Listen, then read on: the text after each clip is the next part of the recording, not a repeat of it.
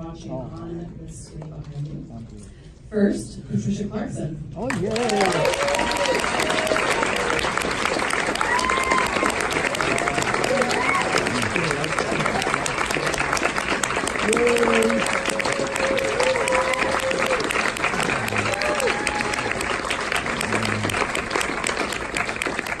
Amy Adams.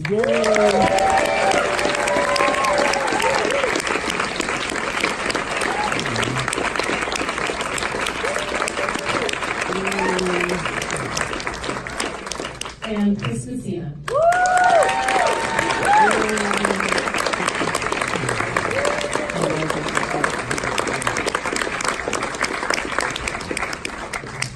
Thank you all for being here. And before we get started, I wanted to acknowledge an actor who was supposed to be here tonight, but sadly could not come, Eliza Scanlon. Who was just incredible.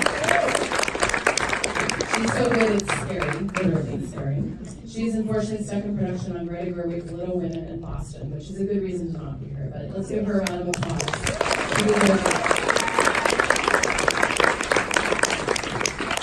So before we talk about sharp objects, because this is a room filled with actors, I would love for each of you to share your first SAG job experience. Start with Patricia. I should have had more wine. My first SAG experience. Oh, it was actually, it was either, I'm not sure I was SAG yet, but I did an episode of The Equalizer.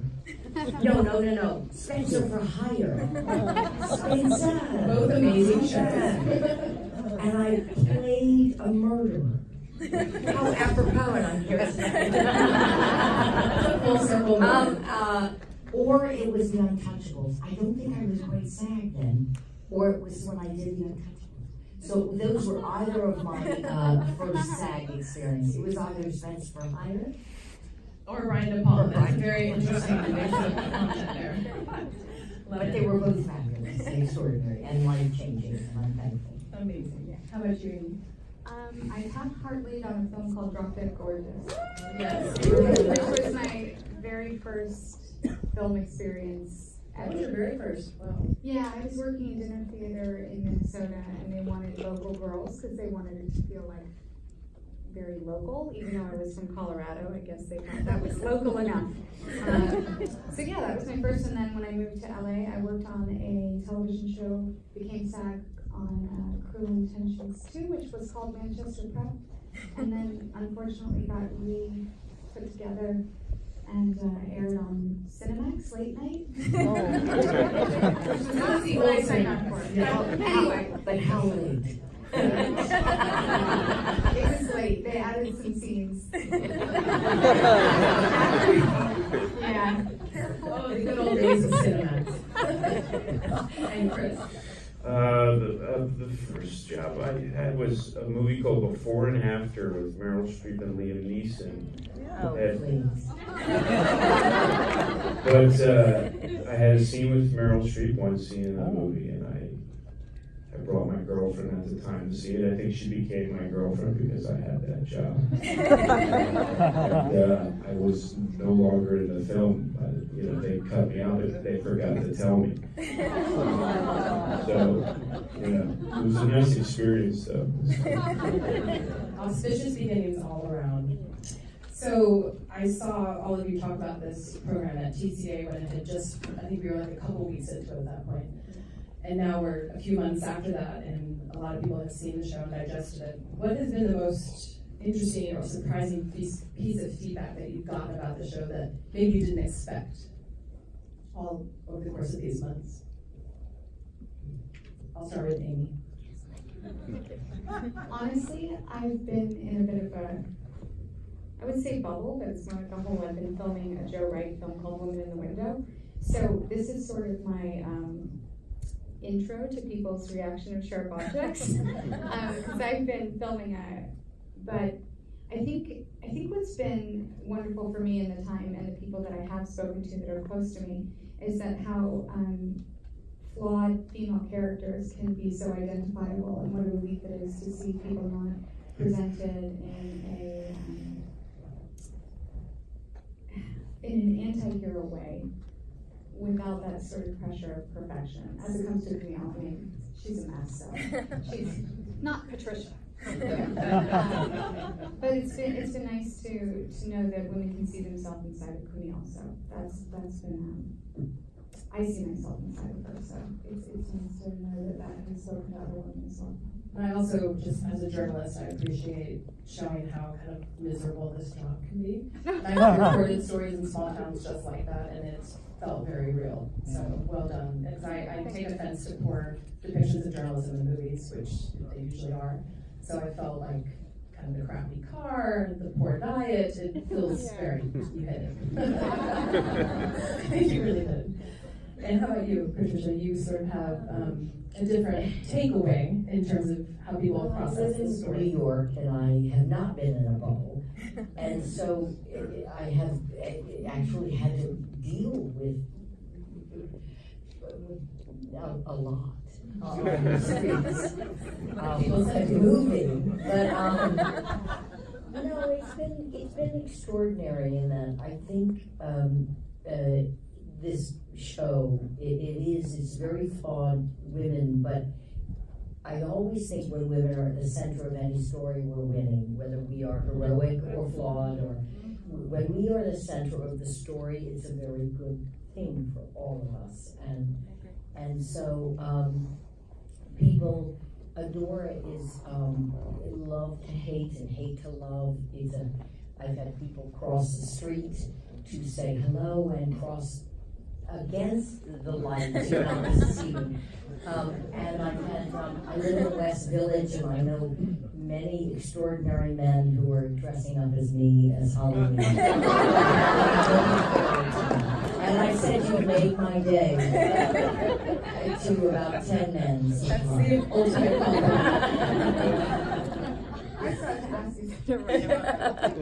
How about you, Chris? You were at the center of a very female story that also played a very important role. Yeah, I think most people want to know what it was like to work with Amy and Patty, and what do you say when they ask those questions? yeah, it was okay. It'll do. It will do. I say it was extraordinary. You know, I'm very lucky because it's the second time I've worked with both of them. You know, you saw it tonight. I'm sure you've seen the show, and if you haven't, you probably should, because it might not make that much sense. But, but they're phenomenal. You know, they're phenomenal. They're phenomenal actors, and just all around great women, great leaders. They ask about Patty, they ask about Amy, they ask about Sean Mark, they ask about if my sweat is real. I assume that it was. It looks very real. Very real. I love it. Amy, I'd love to talk about your physical transformation into Camille. Your makeup artist, Kate, said that you, and I love the way she put this, self-generated a lot of the look of what we saw on screen. I love that, like me eating a lot of salt. It's like a sacrifice. Like, I'm a bit of a saltaholic, so basically I just got to be me. Yeah. But I love the term self-generated, because when you sat in the chair, sort of 80% of her work was done at that point. Yeah. But tell us about how you captured it, and I know it was very hot when you were shooting, that probably helped on the perspiration front. But in terms of your look and your skin, and you looked probably as poor as that character feels, and it added so much to the story. You know, that's always something that's really important to me when portraying someone, is to sort of let go of my own personal vanity and embrace the character's truth. And it's a challenge at times, and there are times in a lot of films where I felt that I did the right thing for the character and the wrong thing for me. And so it's challenging at times as a woman to let go of your vanity. But being true to the character means so much to me. And when I was embracing Camille and embracing that part of myself, I know that when I'm in a dark place and when I'm not wanting the world to see me, I look very different than when I'm presenting myself to the world. And so it was really just sort of a birthing a part of myself that exists anyway. You know, like I said, like, oh, yeah, I had a couple of drinks and ate some French fries. I'm like, that's called Tuesday. But anyway, I mean, but at the same time, a lot of times when you know you're going to have to be in underwear, for lack of a better, in your under things. And it's very common to go on a diet or be careful what you eat. And I was very mindful to try to be honest to what Camille was, and so it was sometimes scary because Jean-Marc would spring like the scene. I don't know if you guys have seen it, but there's a scene where I show her my scars for the first time, and as that's written in the book and in the Just in the dressing room? yeah, the dressing room, that's written that she's in a dress. So Jean-Marc said, I think it'd be more powerful if you were in your underwear. And I was like, ooh, you usually have to give it back. It's like, I don't know, a couple days. But I thought, Camille's not, she is who she is. So I don't know if that's answering your question. I'm just sort of rambling. And on the subject of the scars, which again adds another layer of this tragedy, tell me a little bit about the application of those and how much of what we were seeing were prosthetic makeup, or how did they execute them? Well, it's the majority of it is prosthetics. Occasionally, I'm sure they went back into the special effects to amplify the effect, but we would spend about 3 to 4 hours standing in front of the mirror getting applied, which was really vulnerable to stand in front of the special effects team like that. So it helped kind of prepare for Camille's vulnerability and to stand there and get these scars applied. Well, it paid off because The they team so did a much. great job. They were fantastic. They went through several formulas to see what would work, and there were times where it was quite sticky. It's like, what were the scars like? I'm like, sticky. I stuck to everything. You remember that? Yeah. I think what he's thinking, there was one time I'm oversharing, and this is what happens when you put me in a I love work. it. Oversharing. I literally stuck to the toilet. So, in my own trailer, but I was like, oh no, what am I going to do? I'm stuck. I'm going to have to it was very sort of yeah. There you go. Inside scoop, I stuck to the toilet. I love it. In my trailer. Patricia, I want to talk a little bit about Adora because you inhabit her so fully. Were you able to have empathy for her, and is that required for playing a character like this? Tell me about your connection to her. I think what was most important was to come at a door with absolutely no judgment. As actors, I think we do. It's a cliche. We have to love our characters. We cannot judge them. We have to be them. And they cannot be on us. They have to be in us. And it was ever important for me as a door that she'd be whole, she'd be wise, subtle, brutal, unforgiving, but I came at her with as much graciousness and love and light, because that's how she sees herself, sadly. She sees herself in the most perfect light, and it was daunting to play a character so complex that saw herself in a very different light, but I had to live in that light as an actor, and every new script, I just kept afloat because I knew the darkness was ever nigh, and I knew what was coming. So, but I thought it was important that I come at a woman who did have an extraordinary and tragic past, and that the past for her was not prologue, that the past for her was varied but rising ever so slowly, and that's the best I could do, but it's very hard to tell someone as beautiful and kind and extraordinary as this woman that you don't love her. And that to me was some of the hardest acting I've ever done. And but it is the character, and you must be true to the beauty of that writing, of the direction of your fellow actors. You have to be true to the character first and foremost. And it works because I actually feel sad for her at the end. she's being taken out of the house. So Oh, come on. I could do that whole Chicago number just about Adora right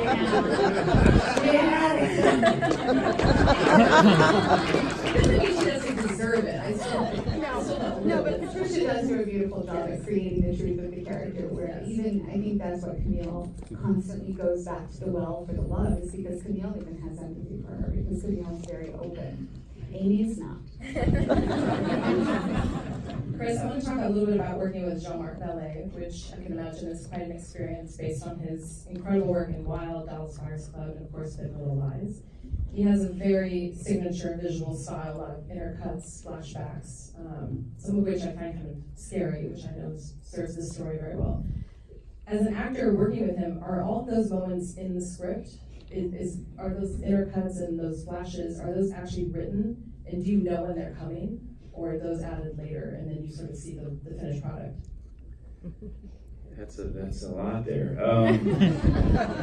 You're a director too, so you're going to have to be very eloquent with your answers. Okay, I'm going to try here. He's a pain in the ass. And it took me a while to kind of understand what the hell he was talking about. He's very passionate. He's extremely passionate. In fact, once I started to kind of get what he was going for, it was incredibly freeing. But getting there was difficult. He doesn't do. There's no lights. There's no marks. There's no rehearsals. It's all handheld too. Yep, it's all on the shoulder. You don't know where he's going to go with the camera. He can be, in traditional shooting, as we all know, you kind of stay on somebody, you finish their coverage and you turn on to somebody else. But if he finds something that's light or your face, he just goes. It's very improvisational, which is gorgeous. It's very freeing, but again, super frustrating. And then I found myself working on a small movie after this, and it was very traditional and longing for the confusion. If that makes any sense. Absolutely. And you've also done a lot of television, which again is very regimented, so it's probably felt like a boot camp a little bit. Yeah, it was phenomenal. I mean, it was, look, just to get a job is fucking great, right? It's love to have work. It's hard, and to show up and look into this woman's eyes and this woman's eyes, and and just listen to them and kind of let them lead you through a scene. It was a phenomenal experience. It was definitely a huge highlight in my career. And on that front, we had 3 female leads, obviously a female author, a female showrunner, 5 female executive producers out of 11, which is pretty great. Almost gender equity, but yes, really close. Chris, how do you feel this type of equity improves the work? I've talked to a lot of male actors who say they prefer a female heavy set because there's less ego. Have you found that to be true? I've never thought of it that way, but now that you say it, yeah. I mean, I grew up with a great mom and a great sister, and I got a great wife, and I got great women in my life, mentors, friends.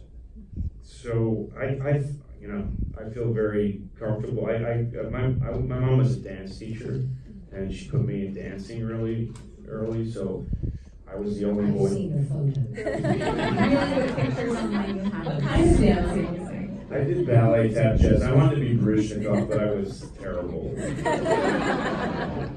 I got beat up a lot. I was like the Karate Kid meets Billy Elliot. I totally watched that movie, by the way. Without the talent or the karate.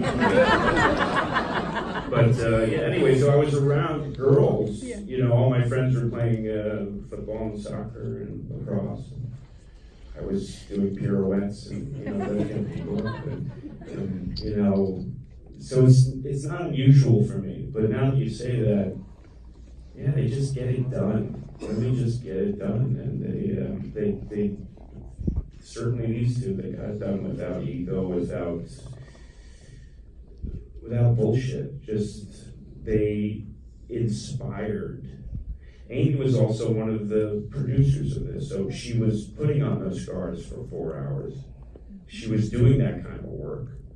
And then she was taking care of us, getting us an ice cream truck when it was super hot, and looking out for us. And you know, it was, when they get it done, man, they get it done.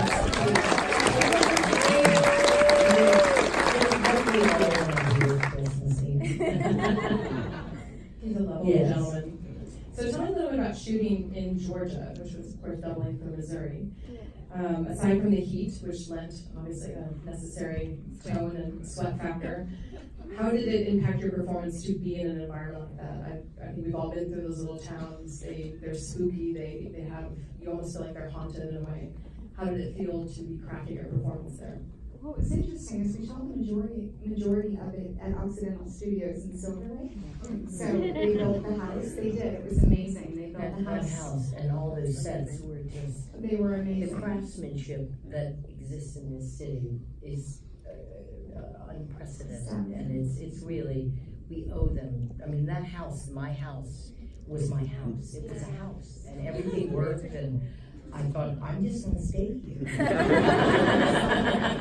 I love the wallpaper. I didn't want to stay there. This place, even though it's a brand new built house at Occidental Studios, it's haunted. But no, we did have an amazing team of people, and then we shot in Northern California for the exteriors, which I thought was the hottest part. It was Calhoun Day. I don't know, for those of you who have seen it. We had Calhoun Day extraordinary was like, extras. Those extras, they should have been paid triple. so good. That's when the ice cream truck came out, because Yeah, it was horrifying. 97 degrees for 3 days, and they were in Confederate old uniforms, and people just kept coming back to work. And Jean Marc doesn't, it's not the same, because the way that he works is full on. You never know where the camera's gonna be. Everybody's out in the sun. I mean, I got sunburned through the dress, which was a first for me. I've got a lot of sunburns, but through a dress was first for me. So it was challenging for everybody. And I always think environment helps play a role, but what's wonderful is Gillian has such an understanding, the writer, for the small town experience and sort of that strangulation and that sort of claustrophobic feel of a small town where everybody knows you and everybody knows your business. And it's hard to change who you are when you have eyes on you like that. She has such a strong feel, and the writing is so strong, not only in the book, but in the scripts for the series, that you really had an understanding of not only the place, but the people in the place. It really helped create a wonderful film. And tell me generally, what is the emotional toll of playing characters like these?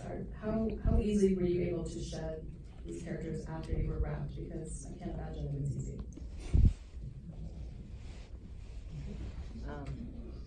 No, I think all of us, as glamorous as Adora thinks she is, she's a nightmare on a wreck. And I remember for the first time in my career, I never, in the 5 months we shot, I never went back for the first time in my life, I never went back to New York, to my apartment in New York City. I didn't want Adora in my New York apartment. And I guess that says it all. I remained her, and I then freed myself from her, but except I value every minute I had, as actors. We again, we're given great jobs, and we know when they're great, and we want to rally and we want to rise as actors. It is our nature. It's what makes us who we are, and so I'm thankful. But it took a toll on. I mean, Amy and I often spoke of this. We would drink fake wine on the set, and when the shooting was done, we'd say, "Where's the real wine?" It's funny though, because I have an 8-year-old daughter, and the responsibility to come home and leave Camille behind was even amplified by the fact that this was a story about sort of genetic damage that's done, and so I felt even more of a responsibility to not bring it into the house. So I've spoken about this before, but I have insomnia pretty regularly, but Camille's insomnia, when I was playing Camille, I would wake up with these devastating grief, and I couldn't understand what was going on. I thought there was something I needed to like really work through in my life, and I was like, oh no, this is Camille. Okay, this is so, and I felt crazy at times, but once I understood like, oh, this is because I shut off when I got home to make dinner and tuck my daughter in and read Charlotte's Web, and then put myself to bed, and then I woke up in the middle of the night being like, and so that's where it took the toll on me, was like at 3 o'clock in the morning.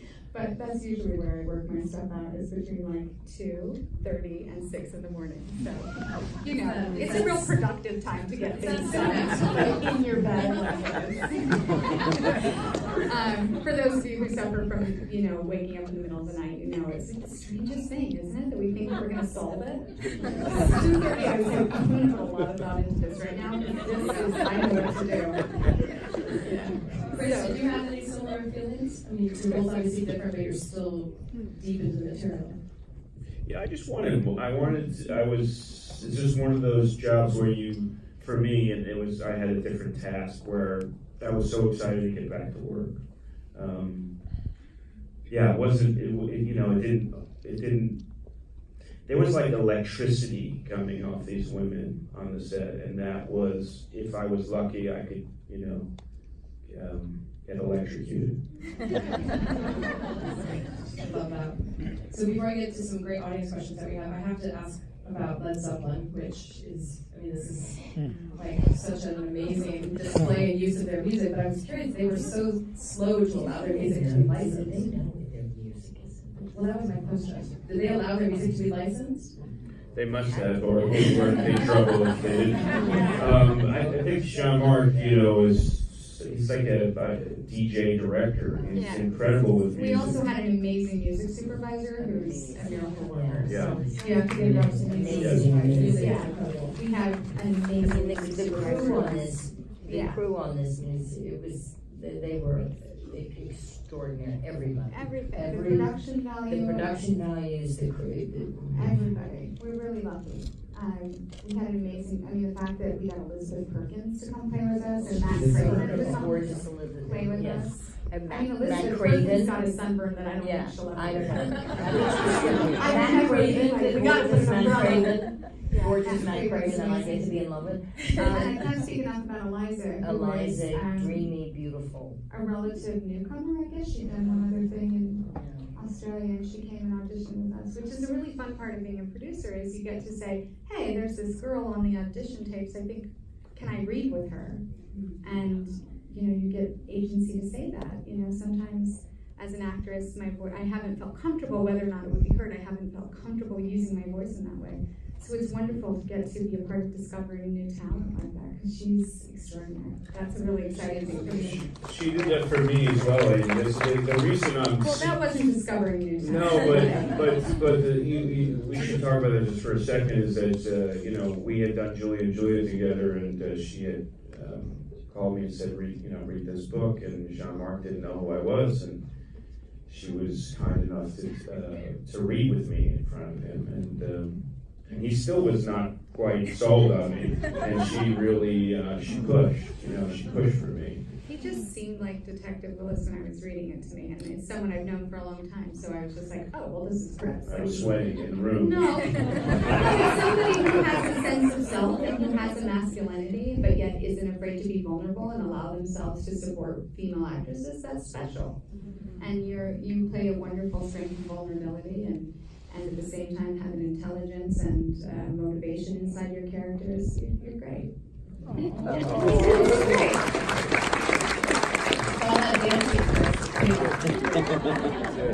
See, girls love a male dancer. Look good, Nate. Oh, I'm not even going to that scene. I'm not allowed to sing. See what I mean? Look okay. First audience question. This is kind of about your process. Did you run lines before going to set, or what was your general memorization process for the scripts? I only ran lines with Chris we would go over scenes, but one time, it was during Calhoun Day, remember when I had to do this I'm not really good at exposition.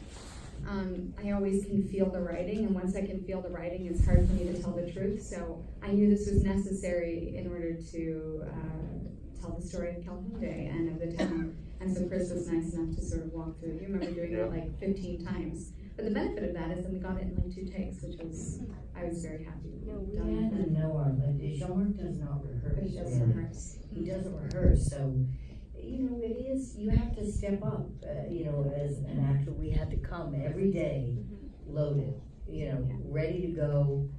He wanted us to surprise him. We didn't talk a lot about the scene. He would say, maybe you like, you put the kettle on and it starts to like, the water starts to boil and then, you look at Amy and you don't like that. And then you go to Eliza and you like that. And then you come back to the table and you make some cookies. And let's go. Really, the only times I can think that we actually, Chris and I rehearsed a lot when Jean-Marc wasn't watching, just because we had a lot of exposition, and we knew we didn't have a lot of time to get it. So through the woods, you and I would talk through it while they were sort of figuring out where they wanted it to be. We would talk through it. And then the only other time I really remember rehearsing, because the rest of it, Jean-Marc would basically just say, you're in the bathtub and she's bathing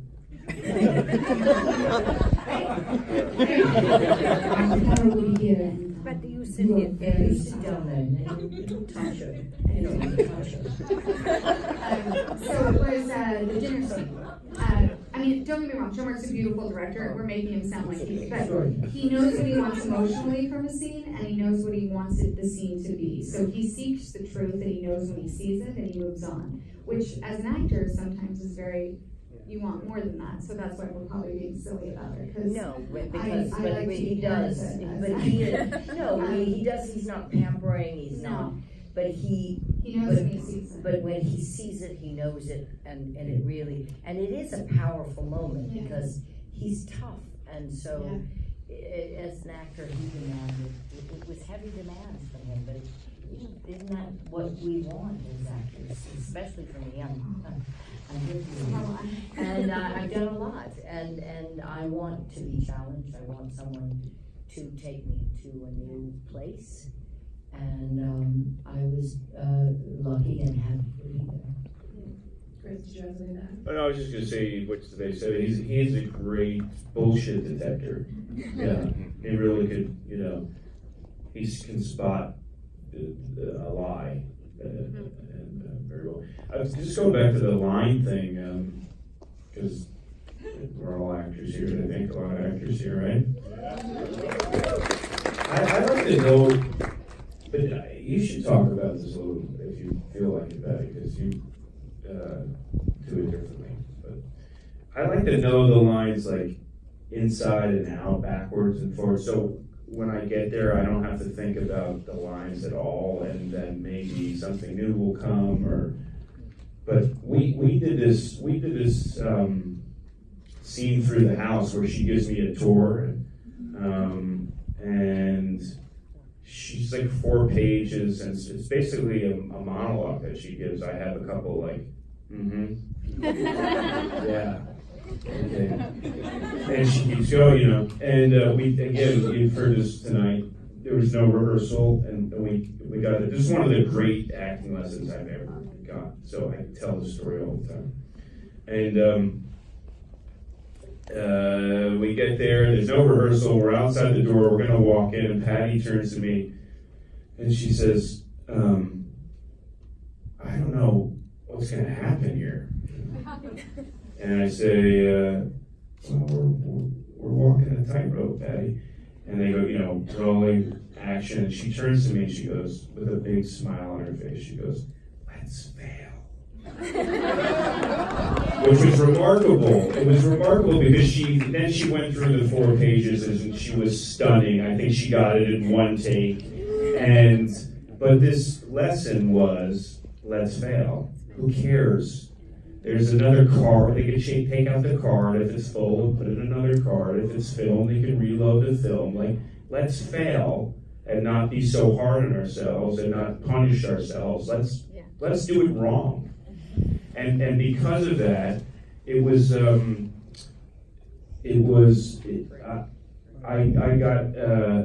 a whiff of that, and I just kept trying to fail for the remainder of the program. And obviously I did. If you see, no, it was contagious. I love that.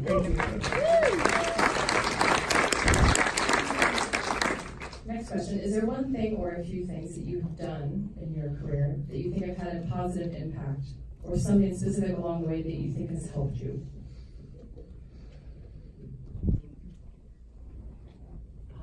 Positive, oh, so many extraordinary people I've met, oh God, I wouldn't know where to begin.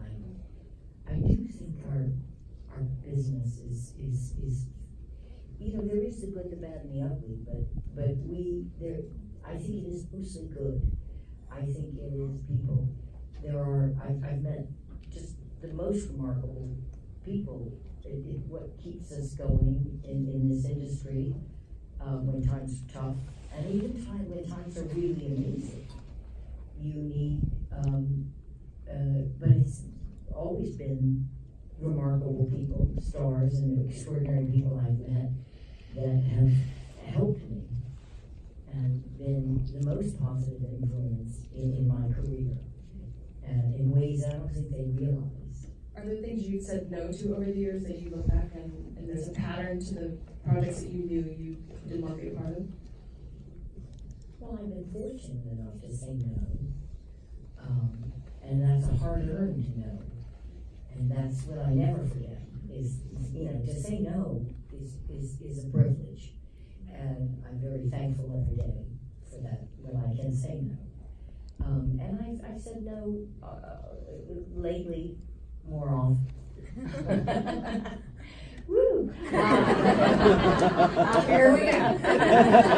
They were waiting for the cake. She likes her shoes. I like them too. But anyway, I've been able to say no, and I've been fortunate to have the yeses, and this was the very big yes. So yeah. Yep. How about you, Amy? Is there a through line? You look back and you look at your most rewarding experiences. Do they have something in common?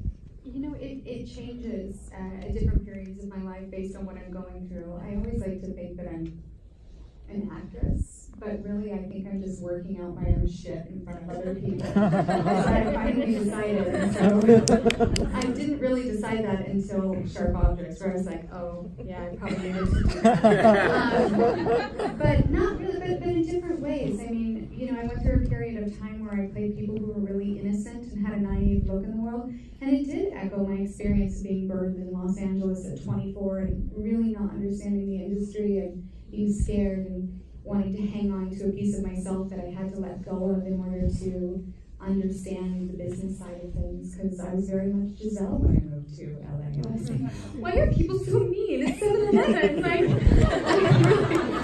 couldn't get it. And yet my are mean there though. I love her that's so like much. the thing when I got that script, and this never happened because I never got cast. I auditioned for everything and I didn't get cast, and I got that and I said, good luck finding anybody else to play this, because this is me. And then so Ashley, at the same token, at the beginning of my career playing Ashley in Junebug, that was working through something where I wanted to be, sorry. I don't know why I'm sorry guys, sorry. Just okay. I always feel so like drama school, like I can cry. No offense to drama school, I've been there, it's great. It just struck me, like, Ashley was sort of like that disappointment, but you're still striving for it, still staying optimistic inside of disappointment, because while I was shooting Junebug, I was also getting fired from a series. And it was the third series I'd gotten fired from. And so it actually was like my struggle to stay honest. And it only has been since shooting Sharp Objects that I realized that I'm working out my stuff on film. And you got an Oscar nomination. I'm very slow. I think that acknowledgement of self inside of our characters can be, as long as we have a safe place to put our work, can be very helpful. But it's important to not allow the characters to damage you, and let them help you. If you're lucky enough to get to play them, let them help you and help, communicate the reality of being human, which I think is what we're all trying to, the stories we're trying to tell as actors, is just our human experience. Yeah. Anyway, so yeah, so my career is very helpful.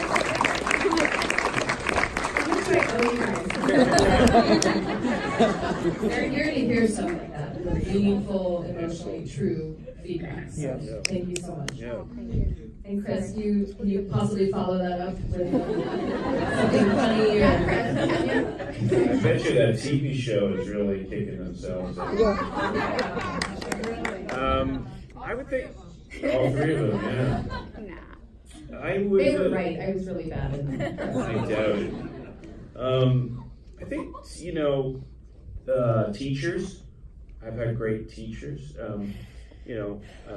Like these guys, like my friends and people on the set or director or writer. But teachers, acting teachers, and the theater, the language in a lot of plays that I got to do was those things gave me the ground, that I fall back on so much. I did terrible in school, as a student, and we had I grew up in Long Island. Nobody from Long Island. I was waiting for a little something. And Strong Island. And we went this, but I'm trying to make myself cry here too, so I'm taking But the men always have to try to one up. yeah, I'm just trying to see if I can get something going here. But no, I got shit grades, and I was really gonna, not graduate, and there was a theater teacher there, and there was an English credit. It was called Living Theater, and we do these improvs about sex, drugs, and rock and roll. It was very progressive for this high school in Long Island, and it changed my life.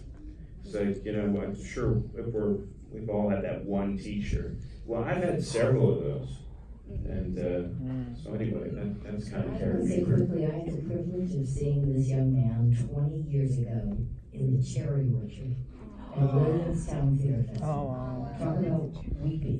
He was so stunning. You were so extraordinary.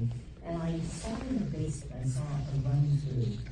And it was this, what an illustrious beginning. It was you and Michelle Williams. It was this illustrious cast.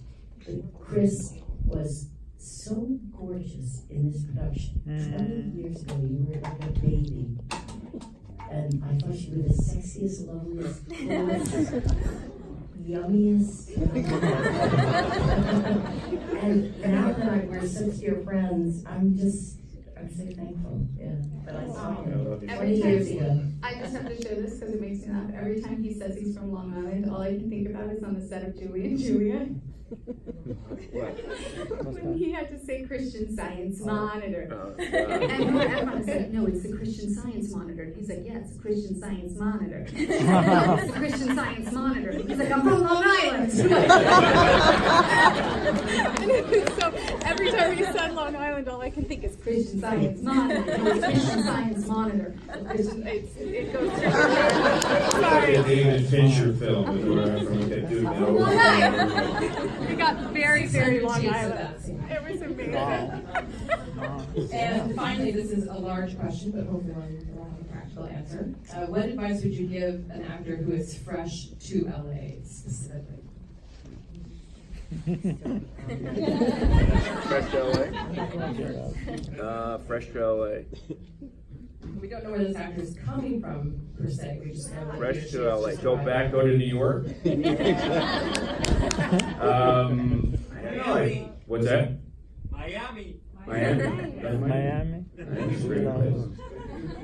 I think I would just go back to what I just said. It's like find a good teacher here.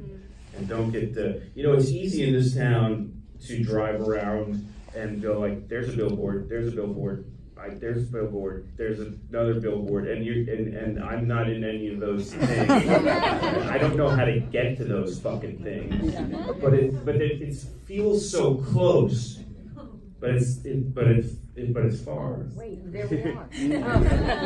So I would say try not to get wrapped up in those billboards and do the work. Get a great class, get a great teacher.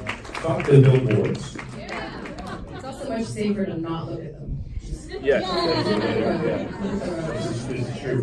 Do you have any practical advice about the audition process specifically, since so much pilot season or whatever? I was gonna say It's so different, though. but I was gonna say, when I sometimes go to speak to my alma mater, Fordham in New York, where I graduated. Me too. It's like in real estate, it's location, but I do think in our industry, it is audition. And the thing is, it is your calling card, it's everything. And you might not be right for that part, but if you give a great audition is never wasted. It never goes unheard, it never goes unseen, it never goes unsung. And that the most important thing you can do when you're first starting out is give great auditions. A great audition is better than any party you can ever be in. Any, drug you're ever gonna take or cocktail you're ever gonna have. It's the highest you'll ever be when you give a great audition. And that has to be your life, because it is the only thing you have. And just remember that audition is gonna come back, not to haunt you, to help you and push you forward. Very good.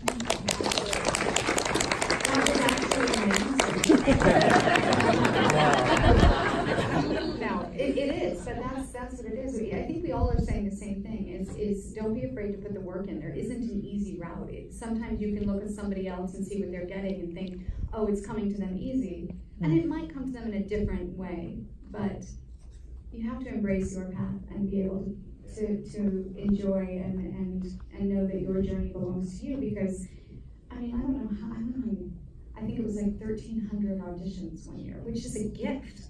I auditioned more than anyone else, I think, that I knew. I auditioned for everything. They would say, she's not right for this, but I would be like, I can totally play an ethnic hooker. And they're like, no, can I audition for it? And that's how I see you. Oh, because I just wanted That's to why I'm audition. your mother. So I would audition for everything. I really just believed in the process. Like Patricia said, it's about taking pride in your work and in yourself. And I think it's a different time now. Something that I don't quite understand is the social media presence. So I don't really have I'm not even on social media. But Wise choice. but I don't know how that plays into. But the social media won't get you jobs. Well, but on the technology front, are you ever taping yourselves? Because I found all my actor friends. No, that's you tape becoming yourself, like that's the new thing now, is Yeah, that that's with all auditions new that you can just put yourself, and that is a boon and a plus, because it means sometimes you're maybe not out of town, or you're not in, you can, And you also get to do it until you like it. Yeah, which you have the makes it have luxury to of go your own in. home, and you can have really, but pick your friends wisely, and pick your audition mates wisely, and make sure you have the right people around you that want you to succeed and love you and believe in you. And if you have friends around you that don't believe in you and don't love you, they shouldn't be in your life, because it's too hard to exist in this business with negative energy around you. We have enough. So this has been an episode of Super Soul Thursday. I feel very enriched and so honored that we're all able to come. I feel like it's like at the end of Jerry Maguire, where it's like, Of course. yeah, they're like, we're gonna make him cry. Well, we thank you for sharing your stories and your emotional journey.